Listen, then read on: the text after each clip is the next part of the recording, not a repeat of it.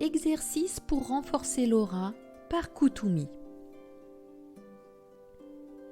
À l'étudiant prêt à faire l'expérience de la loi cosmique. L'effort nécessaire pour atteindre un objectif, comme l'envisage le maître El Morya, ne devrait pas reposer uniquement sur les activités de la fraternité au ciel et sur la terre, mais c'est chaque étudiant qui devrait aussi l'incarner dans sa propre vie. L'un des premiers exercices que je désire donc donner aux étudiants pour le renforcement de l'aura comporte une triple action. Commencez par visualiser la triple flamme qui se déploie à partir de votre cœur.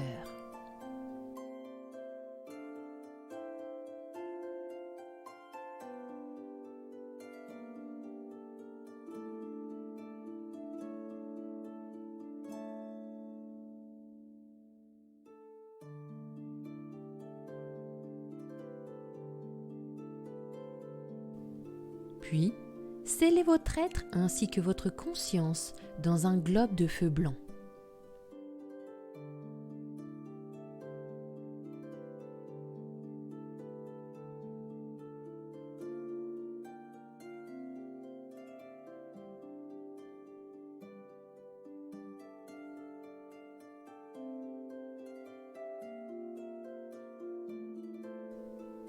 Maintenant, commencez à réciter les mots suivants avec beaucoup de dévotion et une grande humilité. Je suis lumière, brillante lumière, radieuse lumière, intense lumière. Dieu consume mes ténèbres et les transmue en lumière. Aujourd'hui, je suis un foyer du soleil central. À travers moi coule une rivière de cristal,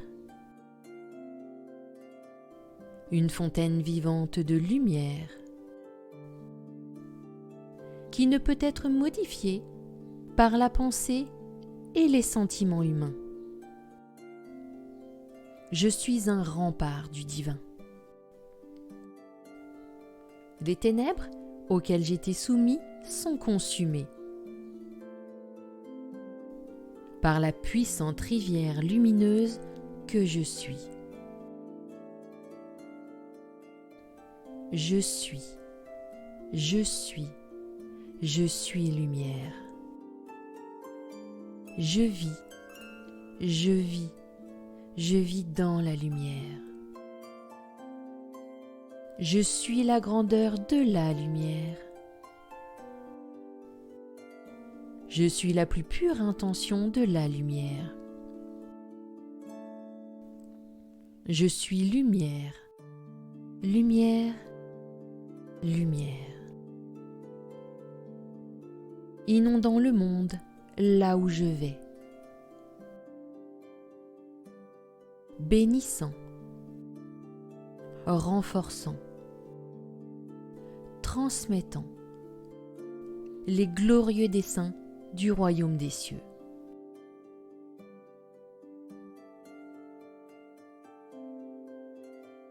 Tandis que vous visualisez la radiance cosmique du feu blanc autour de vous, ne vous préoccupez pas des erreurs autour de vous.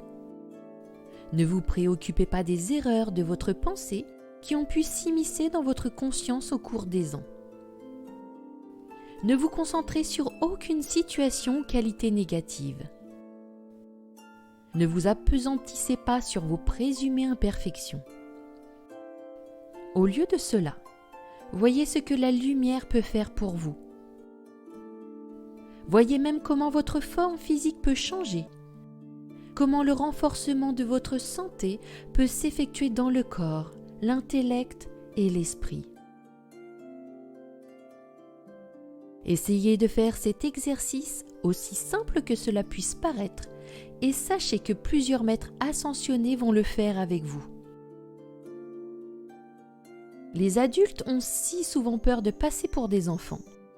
Ils préfèrent paraître sages et sophistiqués aux yeux de ce monde.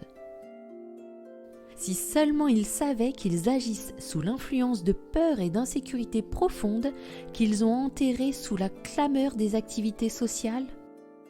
Pourtant, avec tout ce qu'ils connaissent de l'univers, de leur environnement et de la structure de l'esprit, ils devraient être en mesure de révéler leur grandeur. Mais, cher cœur, quel choc certain! Hommes et femmes vont-ils subir quand ils vont être confrontés à l'étincelante vérité de la réalité et qu'ils vont se rendre compte qu'il leur faut désapprendre tant de choses qu'ils ont apprises et que ce qu'ils ont pris pour leur propre grandeur doit être sacrifié sur l'autel de la véritable grandeur du moi christique. Alors, peut-être, compareront-ils ce qu'ils ne connaissent pas encore avec ce qu'ils savent et prendront-ils conscience du manque d'éclat qu'ils peuvent avoir aux yeux de la hiérarchie cosmique. Il n'est pas nécessaire d'impressionner les maîtres avec l'une ou l'autre qualité que vous possédez. Le ciel sait exactement déjà qui vous êtes, en haut comme en bas. Le ciel sait déjà que vous avez été fait à l'image de Dieu et à sa ressemblance. Si vous retournez à cette image d'une manière simple et douce, comme celle d'un enfant, je peux vous assurer que le ciel ne vous laissera pas fonctionner très longtemps de façon enfantine, mais qu'il vous élèvera à la conscience d'un fils ou d'une fille de Dieu en pleine possession de sa maturité. En adoptant l'attitude d'un enfant, vous vous rendez capable de faire quelque chose pour vous qui est précieux et valable. Vous devenez capable de vous libérer des liens qui vous lient à votre égocentrisme, jusqu'à ce qu'enfin le petit oiseau de l'âme puisse s'envoler dans les cieux et contempler la gloire du soleil éternel.